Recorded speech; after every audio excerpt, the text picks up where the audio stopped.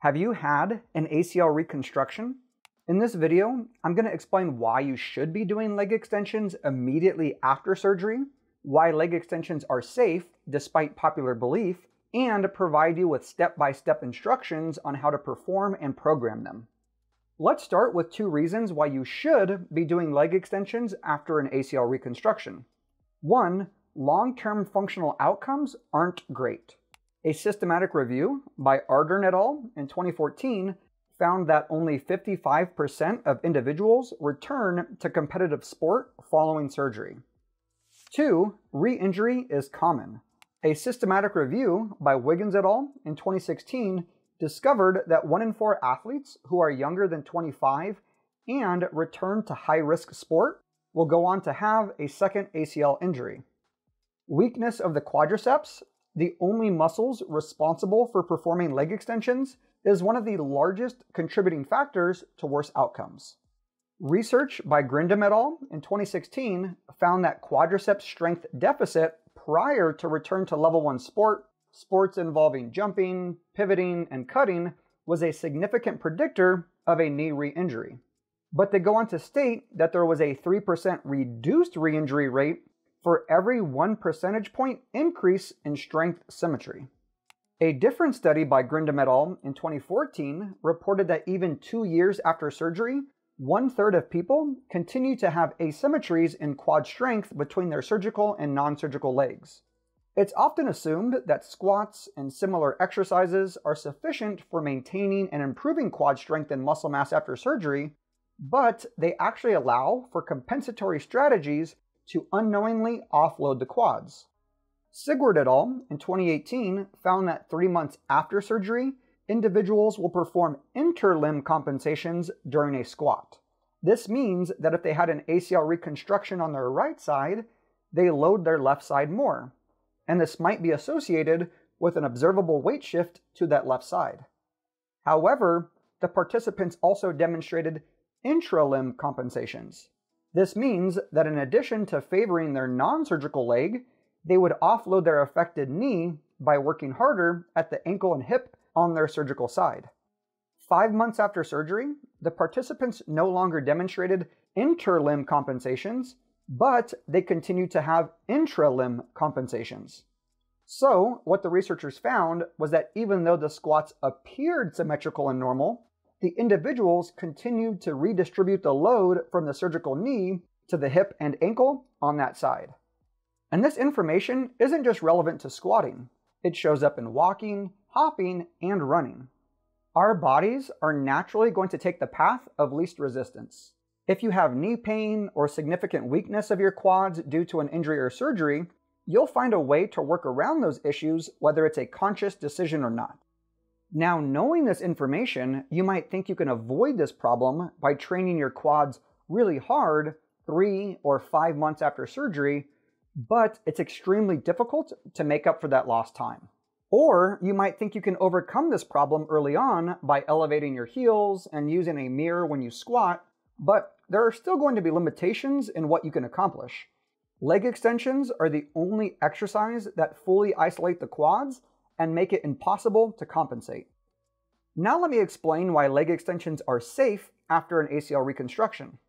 I have never seen or heard of anyone tearing their ACL during a leg extension, and I couldn't find a single example on the internet.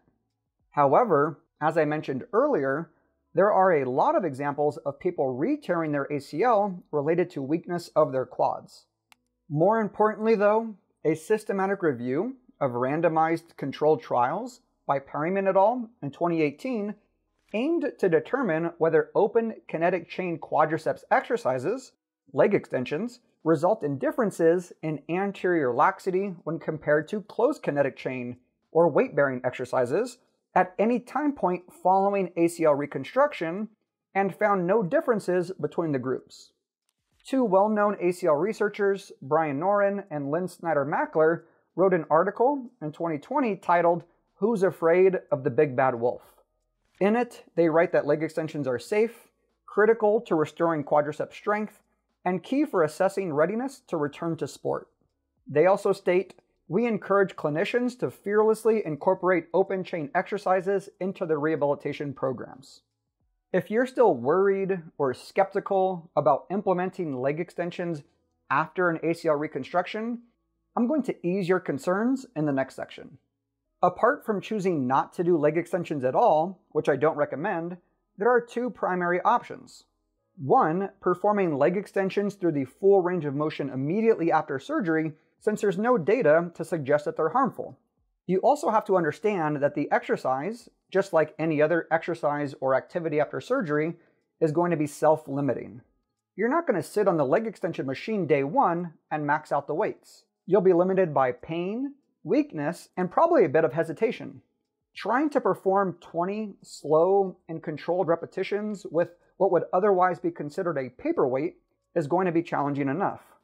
Option 2 involves doing static holds, also known as isometrics, between 60 and 90 degrees of knee flexion for the first 4 weeks after surgery, normal repetitions in a shortened range of motion between 45 and 90 degrees during weeks 4 through 12, and then the full range of motion after 12 weeks.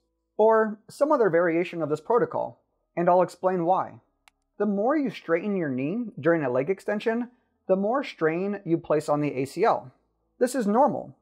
However, I completely understand if you're concerned based on what you've previously read, watched, or heard. That's why I'm trying to present you with options. Bainan et al. In 1995 found that isometric leg extensions between 60 and 90 degrees of knee flexion place zero strain on the ACL. And other research has tested and suggested performing a shortened range of motion within the first few months due to the fact that there's less strain.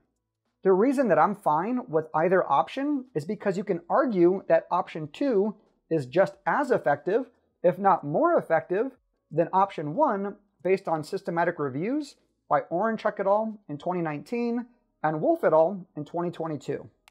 Oranchuk et al. Found that isometrics at longer muscle lengths lead to greater hypertrophy and improvements in strength throughout the full range of motion. Wolf et al. Found that performing partial range of motion resistance training at long muscle lengths results in greater muscle hypertrophy than both partial range of motion resistance training at short muscle lengths and full range of motion resistance training. In the case of leg extensions, long muscle lengths refer to the bottom portion of the exercise in which your knee is most bent. This position can also be advantageous for any patellar tendinopathy or patellofemoral pain issues that may arise throughout the rehab process. Therefore, I'm not even opposed to someone doing isometrics or shortened range of motion repetitions between 60 and 90 degrees of knee flexion for the majority of rehab. There are 4 ways to apply this information. The first is using a leg extension machine. I'm using what's called a plate-loaded machine because that's what I have available to me for filming. However, I generally recommend a pin-loaded machine because the resistance is constant throughout the range of motion. If you're performing isometrics, you can max out the resistance of the machine so you're unable to move it. The second option is using a long resistance band and setting it up in such a way that you're unable to fully straighten your knee due to the high tension. This variation is likely less than ideal early on because it can be tricky to get into position. The third option is using a belt, band, or some other object with minimal give to it. This is preferable to option 2 in the early stages because it's typically easier to set up. The fourth and final option is using an exercise ball that is placed against a wall. If you're performing isometrics, you can try to accumulate 30 to 60 seconds of work for each set. For example, you can do 3 to 5 sets of 30 to 45 second holds, 3 to 5 sets of 6 repetitions of 10-second holds, or 3 to 5 sets of 10 repetitions of 5-second holds. It's whatever you're comfortable doing. And these are going to be graded repetitions. This means that you'll ramp up your effort based on your comfort. For instance, you're not going to kick all out in the first 5 seconds of a 45-second hold. You'll build up that intensity slowly based on what's tolerable for you. If you're performing repetitions within a shortened range of motion, you can set the goal of 15 to 25 slow and controlled repetitions. Whether you're doing isometrics or a shortened range of motion after surgery, one of the main goals is simply for you to improve your confidence and tolerance to active knee extension. Yes, you want to maintain your strength and muscle mass. Yes, leg extensions can help reduce swelling and muscle inhibition. But just focus on the process of being comfortable performing leg extensions and gradually doing more over time. Based on that understanding, you can likely do these exercises daily at first, depending on your pain and soreness. As your function improves and you place more of an emphasis on intensity, effort, and the speed of your effort with the isometrics, you'll want to follow more traditional guidelines of resting 1 to 3 days between sessions. The last thing I want to mention is that you should definitely be doing leg extensions on both legs. Your rest times can be the time it takes to alternate back and forth between legs. And make sure that you're pushing yourself on your non-surgical side. You shouldn't be using the same weight or effort. It's of the utmost importance that you try to maintain and improve the strength of your uninvolved leg. Let your surgical side catch up instead of letting your non-surgical side fall back. In summary, leg extensions are safe after an ACL reconstruction.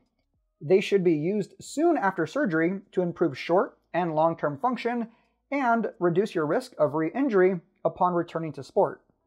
If you're worried about the strain on your ACL, repetitions or isometrics performed between 60 and 90 degrees of knee flexion place zero strain on the ACL while still providing beneficial adaptations related to strength and hypertrophy.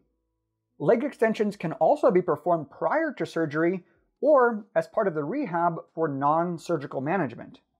What if your doctor or physical therapist is adamantly opposed to leg extensions?